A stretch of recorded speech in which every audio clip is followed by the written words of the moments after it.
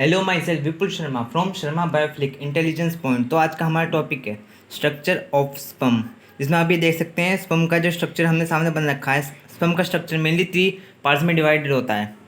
पहला हेड, फिर उसके बाद नेक, एंड आफ्टर पूरे लॉन्गेस्ट पार्ट एंड तक ये होता है टेल। ठीक है, तो आज हम इनके पार्ट्स को ब्रीफली समझेंगे। सबसे पहले हेड आता है, उसमें ए पार्ट प्लाज्मा मेम्ब्रेन, ये एक लिपिड लेयर होती है। फिर उसके बाद आता है एक्रोसोम, ठीक है, गोल्जी एपरेटस की थ्रू इसे फॉर्मेशन होता है। It contains enzymes which help us into fertilization ova. Ova के साथ जब फर्टिलाइजेशन होता है तो उसमें ये एंजाइम्स हेल्प करते हैं। अब जानते हो कौन कौन से एंजाइम्स होते हैं। पहला एक्रोसिन, हाइड्रोक्लोनिरेज, क्रोनेरी पेनिट्रेटिंग एंजाइम, डिस्ट्रिग्रिन पेप्टाइड। ठीक है, फिर आता है न्यूक्लियस। न्यूक्लियर हैप्लॉइड होते हैं, इसमें 22+X और 22+Y ये क्रोमोजोम्स होते हैं। 22+X फीमेल क्रोमोजोम, 22+Y ये मेल क्रोमोजोम। ये एक्स और वाई जो होते हैं इन्हें कहते हैं सेक्स क्रोमोजोम। फिर उसके बाद आता है नेक पार्ट।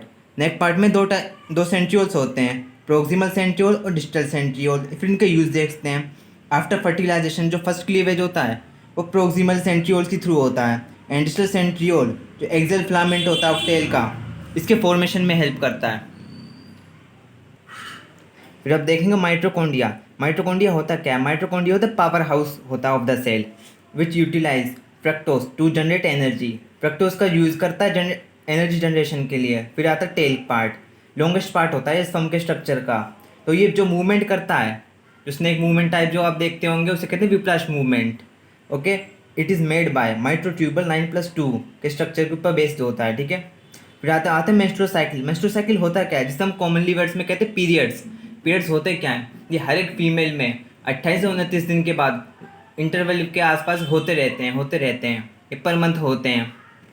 तो इनमें होता क्या है, इनमें ब्लीडिंग होती है, उन ओवर रिलीज होता है। तो अभी हम इसका ब्रीफली समझते हैं। It repeats in after average of internal 28 and 20 days. It this defense is known as menstrual cycle. It occurs both uterus and ovary. Uterus and ovary दोनों पार्ट्स में होता है ये। ठीक है, उसके अलग अलग फंक्शंस होते हैं। अब देखते हैं ये होता क्या है किन किन लोगों में। It happens in mammalian primates, जो कि एप्स, मंकी एंड ह्यूमंस में होते हैं।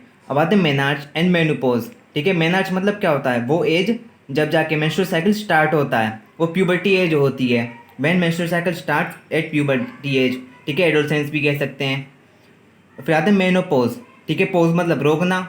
When time periods of menstrual cycle is over, वो टाइम जब पीरियड्स होने बंद हो जाते हैं, तो वो कहते हैं अराउंड 50 ईयर्स की एज में होता है ये सब। ठीक है, अब हम देखते हैं कौन सी ओवरी और यूट्रस में क्या क्या फंक्शंस होते हैं। पहले 28 दिन का होता है टोटल। पहले से लेके 14वें दिन तक चलता है फॉलिकुलर फेज। ठीक है, जिसमें फॉलिक्यूल्स होते हैं, ग्राफिन फॉलिकल्स, वो उसका प्रोडक्शन होता है। फिर 14वें दिन ओव्यूलेशन होता है, जो ओवर रिलीज होता है यूट्रस कैविटी से एब्डोमिनल कैविटी के अंदर आ जाता है ओवा। ठीक है, फिर 15वें दिन से लेकर 28वें दिन तक ल्यूट्रल फेज चलता है, जिसमें कॉर्पस ल्यूथियम जो होता है उसकी बिगिनिंग होती है, बिगिनिंग स्टार्ट हो जाती है। फिर आता है यूट्रस में। यूट्रस में क्या होता है, पहलेवें दिन से लेकर 5वें दिन तक मेंस्ट्रुअल फेज चलता है, जिसमें ब्लीडिंग्स होती हैं। फिर 5वें दिन से लेकर 15वें दिन तक 14वें दिन तक आता है फॉलिकुलर फेज।